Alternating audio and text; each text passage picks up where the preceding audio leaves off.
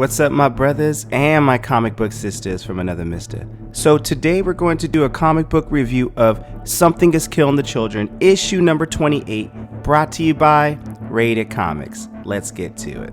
We begin this issue with Ricky, Gabby, and Erica Slaughter driving in the car on their way to see Sheriff Carter, because Erica's going to turn herself in, but she doesn't want to, run away from the problems of the monster and Charlotte Cutter going after her. And Gabby is confused by all this, like, you're not running away? Your octopus said you should be running away, but you're not. And Erica just tells her, like, I don't want to have this uncomfortable conversation with you about an octopus, but you know what? You shouldn't be listening to the octopus. And curious Gabby is asking why not? Well, he doesn't like people. He likes when people die because he misses killing people. That's what he was trying to do before, lead you to your death so he can watch. Yeah, says Gabby. Yeah, says Erica. So, okay. Gabby gets more curious, and I wonder if this is a little bit of foreshadowing of maybe Gabby having the potential to be in the next Monster Slayer or something like that. So she asked Erica, so the octopus, it used to be a monster like the one that killed my family? Oh, yeah, but a different kind of monster. Who did he kill?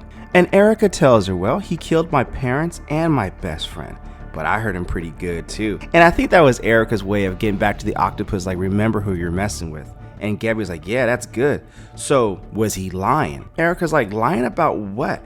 I heard him say that somebody is coming to kill you and that we might die because you won't run away. And Erica's like, damn, that is deep. So Erica tells her sometimes the way he likes to hurt people is to tell the truth, because sometimes the truth hurts more.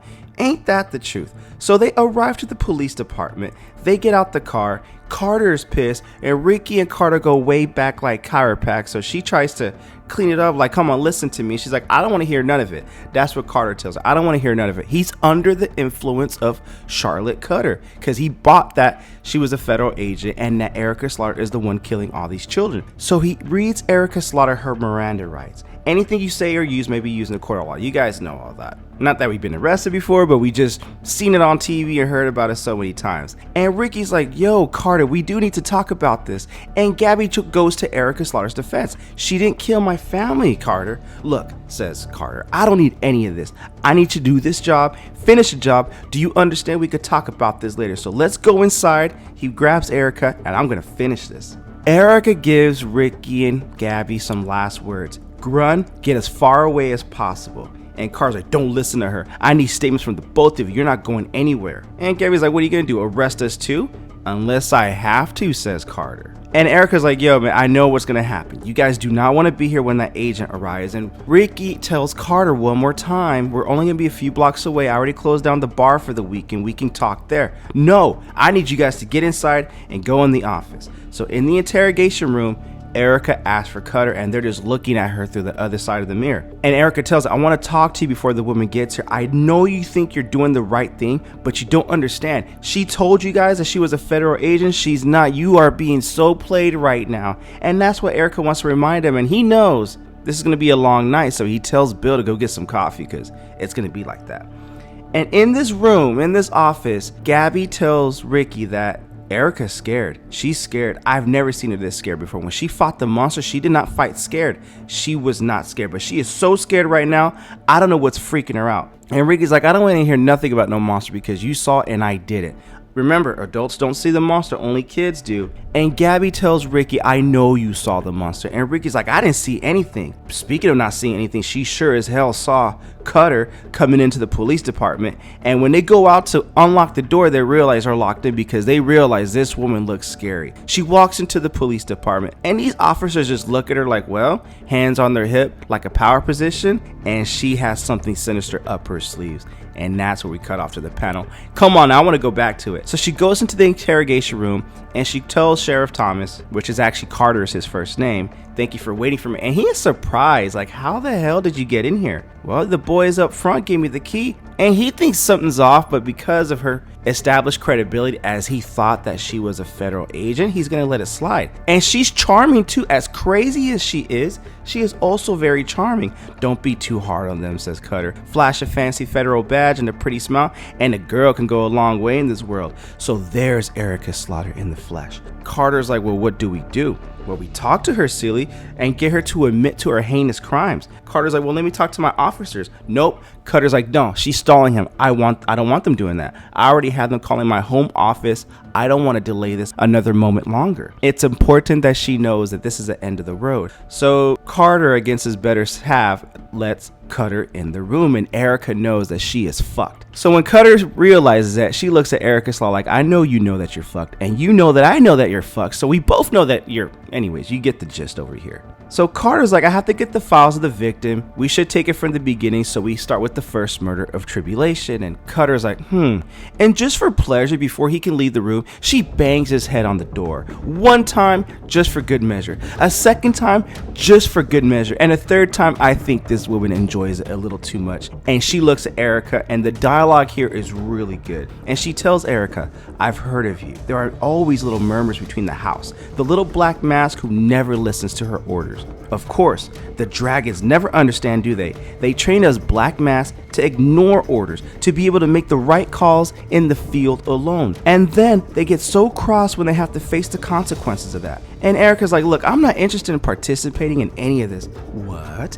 And Erica turns her head away, knowing that this is the end of the line for her. You're playing with me, and I don't want to be played with. If you're going to kill me, just do it now. Just take care of the monster later, tie this up in a nice little bow, and be done with it.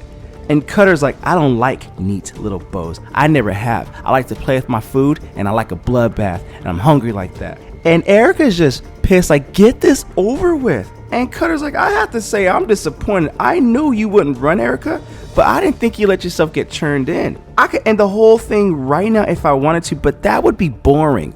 I want a little bit more spice. I want this to be a little bit more interesting. I didn't come all the way to the Wild Wild West to end it all in a little room in Tribulation like that. No way. Can't do that. So she takes the gun in Sheriff Carter's holster, bangs her nose with it. There we go. And you can tell, as crazy as she is, not only does she enjoy the pain, but she's also calculated as to why she's doing this. And Erica's like, why are you doing this? And she's like, real easy. Sheriff Thomas is going to have quite the shock. When he wakes up, you knocked him out, taking the cuffs off with his keys, and you run. And those poor officers in the bullpen that I met earlier, well, they did put up a fight, but it wasn't enough against me. She eliminated, and that's why she was stalling. He'll find dear sweet Charlotte Cutter beaten and cowering in the next interrogation room, banging on the door to be let out. And Erica was like, bitch, please, I could just sit here and wait for him to come so I can explain what you did. Oh, you think you're gonna do that? But the monster is still out there, Erica Slaughter, isn't it? He's on a murdering spree, just getting more children to die and getting stronger. Are you really gonna let that happen? I don't think so, because if you do, then you're gonna have to explain the likes of him, the real secrets, the dark secrets of the world that they live in. And you're not going to do that. You're going to save the children. If you weren't going to, you would have left this freaking town already. So this is going to be so much fun, so much better than me torturing that old man Gary Slaughter. And Erica's pissed about that. And you know, because that's personal, that's below the belt, that's petty. And she tells Erica, now let the hunt begins. And when Erica realizes she lets out that, she knows she's screwed. And keep in mind, you know that mark on the side of her head? That's the mark of trepidation. That mark of trepidation allows adults like her, because she's a monster slayer, to see the monsters that kids see. And because that mark of trepidation is lighting up like that, to me that goes to let you know that Charlotte Cutter is the true monster, and she is just crazy. So now Erica figures out her next move. And that is the end of this issue of Something is Killing the Children, issue number 28. What you guys think of the comic book? Comment below, let me know. And also, if you like the content we're throwing up, you know what to do. Like the video and subscribe to this channel. Here at Rated Comics, we do awesome comic book reviews, comic book related content with the occasional comic book giveaway. This issue is one of my favorite indie issues to read, and I trust that the payoff will deliver on this. Also, this video is sponsored by coffee, so if you'd like to buy your boy a cup of coffee, link in description. But the greatest compliment you guys can do is by liking this video and subscribing to Rated Comics YouTube channel. Thank you again for watching. Until next time.